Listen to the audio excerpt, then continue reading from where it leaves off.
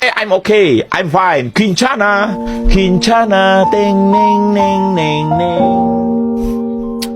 Ku menahan rasa sakit, rasa sakit. Few moments later.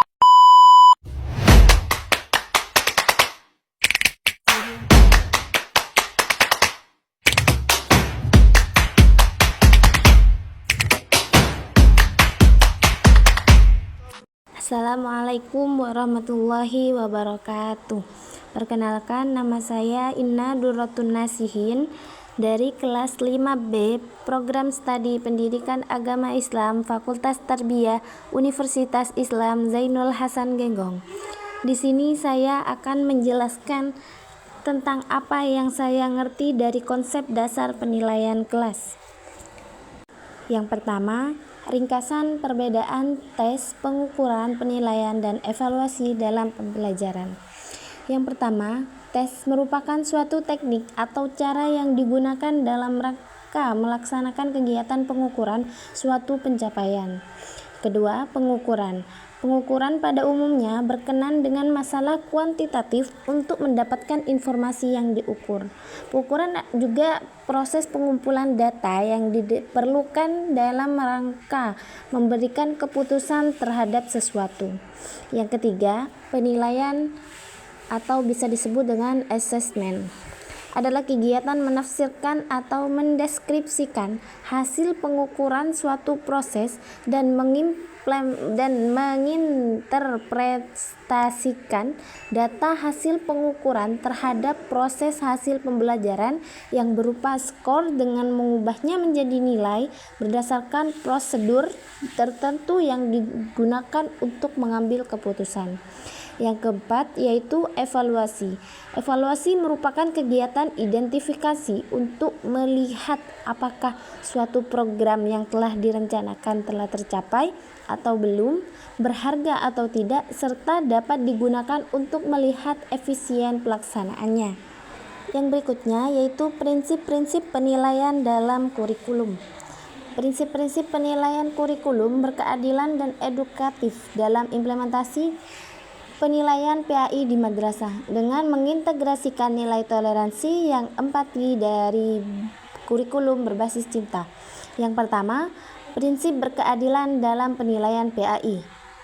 Yang kedua, prinsip edukatif dalam pembelajaran PAI. Yang ketiga, integrasi kurikulum berbasis cinta. Prinsip berkeadilan ini memastikan setiap siswa mendapatkan kesempatan yang sama untuk menunjukkan potensi. Sedangkan prinsip edukatif menjadikan penilaian sebagai proses pembelajaran yang membangun karakter.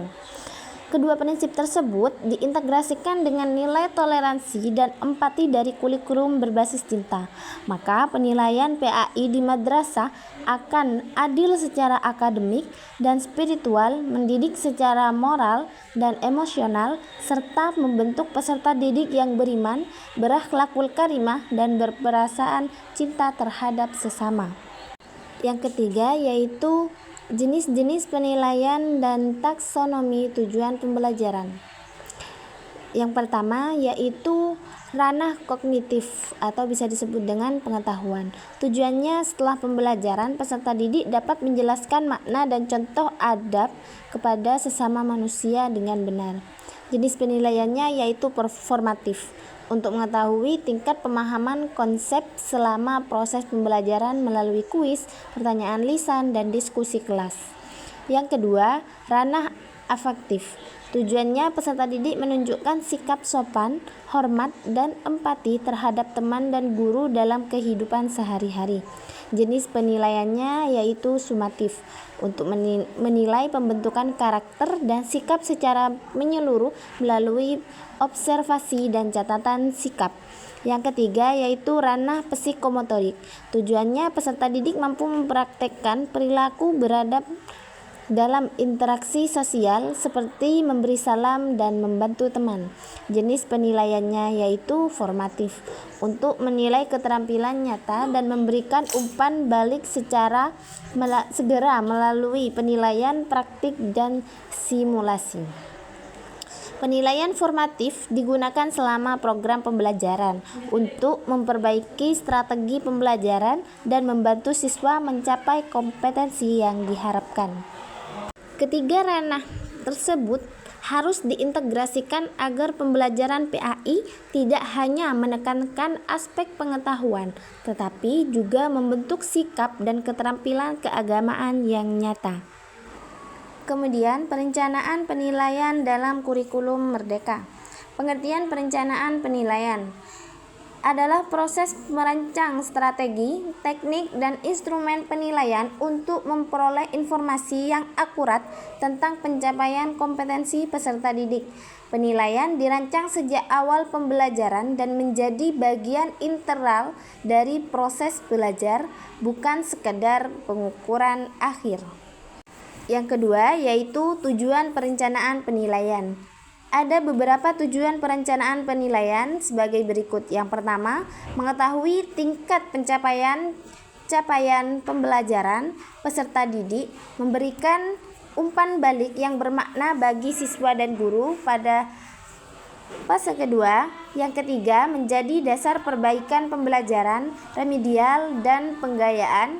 Yang keempat, mendukung perkembangan karakter sesuai profil pembelajaran Pancasila. Yang terakhir, menghargai keberagaman kompetensi dan gaya belajar peserta didik. Yang ketiga yaitu prinsip penilaian dalam kurikulum Merdeka. Perencanaan penilaian harus memperhatikan prinsipnya, seperti berorientasi pada kompetensi, bukan hafalan, autentik menilai kemampuan nyata peserta didik, juga berkesinambungan dilakukan sepanjang proses pembelajaran, adil dan objektif sesuai kemampuan dan kondisi peserta didik, fleksibel menyesuaikan konteks satu pendidikan, mendidik, mendorong motivasi dan perkembangan siswa. Yang keempat yaitu jenis penilaian dalam kurikulum. Ada 3 yaitu penilaian diagnostik, penilaian formatif, dan penilaian sumatif. Yang kelima yaitu langkah-langkah perencanaan penilaian. Yang pertama, menganalisis capaian pembelajaran. Yang kedua yaitu menentukan tujuan pembelajaran. Yang ketiga, menetapkan kriteria capaian tujuan pembelajaran. Yang keempat, memiliki teknik dan instrumen penilaian sesuai dengan karakteristik tujuan dan materi. Contohnya seperti tes tulis, unjuk kerja, proyek, portofolio, dan observasi. Yang kelima, menyusun rubrik penilaian. Keenam, merencanakan tindak lanjut, meliputi remedial bagi siswi yang belum tuntas, penggayaan bagi siswi yang sudah tuntas. Yang keenam, peran guru dalam perencanaan. Dalam kurikulum Merdeka, guru berperan sebagai perencanaan penilaian yang bermakna, fasilitator pembelajaran, pemberian umpan balik konstruktif, dan pendampingan perkembangan pembelajaran siswa. Yang kelima yaitu instrumen penilaian autentik, kinerja, proyek, dan portofolio. Pengertian penilaian autentik. Penilaian yang menilai kemampuan nyata peserta didik dalam menerapkan pengetahuan, keterampilan, dan sikap pada konteks kehidupan nyata. Yang kedua, instrumen penilaian kinerja. Penilaian kinerja adalah penilaian yang dilakukan dengan cara mengamati langsung kemampuan peserta didik ketika melakukan suatu tugas atau aktivitas tertentu. Tujuannya yaitu menilai keterampilan praktek dan proses kerja, mengukur kemampuan menerapkan konsep dalam tindakan nyata, dan menilai aspek psikomotorik dan sikap kerja. Yang ketiga yaitu instrumen penilaian proyek. Penilaian proyek adalah penilaian terhadap tugas kompleks yang harus diselesaikan peserta didik dalam jangka waktu tertentu melalui tahapan perencanaan, pelaksanaan, dan pelaporan. Tujuannya yaitu menilai kemampuan berpikir kritis dan kreatif, mengembangkan keterampilan kolaborasi dan manajemen waktu, mengintegrasikan berbagai kompetensi dalam satu kegiatan. Yang keempat yaitu instrumen penilaian portofolio. Penilaian portofolio adalah penilaian yang dilakukan melalui kumpulan karya peserta didik yang disusun secara sistematis dan berkelanjutan dalam periode tertentu. Tujuannya mengetahui perkembangan belajar peserta didik, mendorong refleksi diri, dan menghargai proses belajar jangka jarak panjang. Yang kelima yaitu perbandingan ketiga instrumen penilaian autentik. Jenis penilaiannya yaitu kinerja, proyek, dan portofolio. Kinerja, fokus penilaian yaitu proses dan keterampilan praktek. Waktu pelaksanaannya yaitu saat aktivitas berlangsung. Proyek, fokus penilaiannya yaitu proses dan hasil karya jangka waktu. Waktu pelaksanaannya tertentu prosedur atau proyek. Yang ketiga, portofolio, perkembangan belajar berkelanjutan adalah fokus penilaiannya. Waktu pelaksanaannya kumpulan karya. Selanjutnya yaitu instrumen penilaian non-teks lainnya dan teks tertulis. Instrumen non-teks digunakan untuk menilai aspek sikap, nilai, minat, dan perilaku peserta didik yang tidak dapat diukur hanya dengan soal tertulis. Tes tulis adalah instrumen penilaian yang digunakan untuk mengukur aspek kognitif antara pemahaman pengetahuan peserta didik secara sistematis. Bentuk-bentuk tes tulis diantara lain yaitu pilihan ganda, isian singkat, benar dan salah atau uraian dan uraian. Kesimpulannya yaitu instrumen non-teks dan tes tulis yaitu menekankan pada penilaian sikap dan karakter, sedangkan teks tulis fokus pada penguasaan pengetahuan. Keduanya saling melengkapi untuk menghasilkan penilaian yang holistik dan bermakna, sesuai dengan prinsip pembelajaran modern dan kurikulum merdeka. Yang ketiga yaitu pelaksanaan asesmen dalam pembelajaran mendalam. Pelaksanaan asesmen dalam pembelajaran mendalam adalah proses penilaian yang dilakukan secara berkelanjutan, autentik, dan terintegrasi dengan kegiatan belajar untuk memahami perkembangan belajar peserta didik secara utuh. Yang kedelapan yaitu pelaporan hasil belajar rapot. Pelaporan hasil belajar rapot merupakan dokumen resmi yang membuat ringkasan capaian dan perkembangan belajar peserta didik dalam satu periode pembelajaran. Yang kesembilan yaitu mekanisme kenaikan kelas dan kelulusan.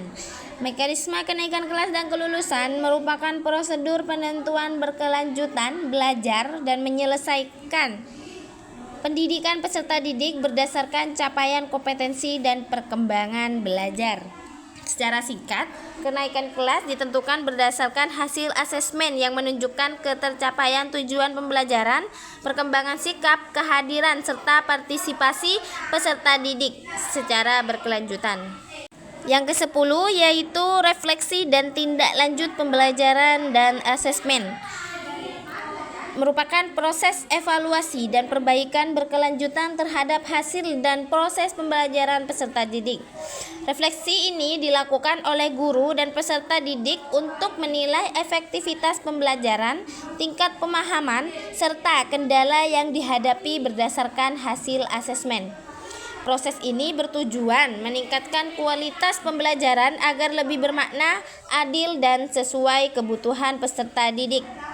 Yang selanjutnya yaitu penilaian berbasis kelas atau bisa disebut dengan PBK. Dan kurikulum berbasis kompetensi bisa disebut dengan KBK, merupakan pendekatan yang saling berkaitan dalam menilai proses dan hasil belajar peserta didik. Penilaian berbasis kelas ini adalah penilaian yang dilakukan oleh guru secara berkelanjutan dalam proses pembelajaran untuk mengukur pencapaian pengetahuan, keterampilan, dan sikap peserta didik melalui berbagai teknik asesmen.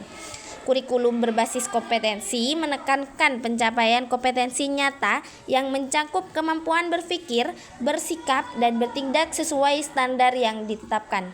Keduanya memiliki tujuan memastikan penilaian yang tidak hanya berfokus pada hasil akhir, akan tetapi juga fokus pada penguasaan kompetensi secara utuh dan bermakna. Mungkin itu saja yang dapat saya pahami tentang konsep dasar penilaian kelas. Apabila ada kesalahan kata atau ucap yang kurang berkenan, mohon dimaafkan. Kurang lebihnya mohon maaf. Wassalamualaikum warahmatullahi wabarakatuh. Terima kasih teman-teman. Few moments later.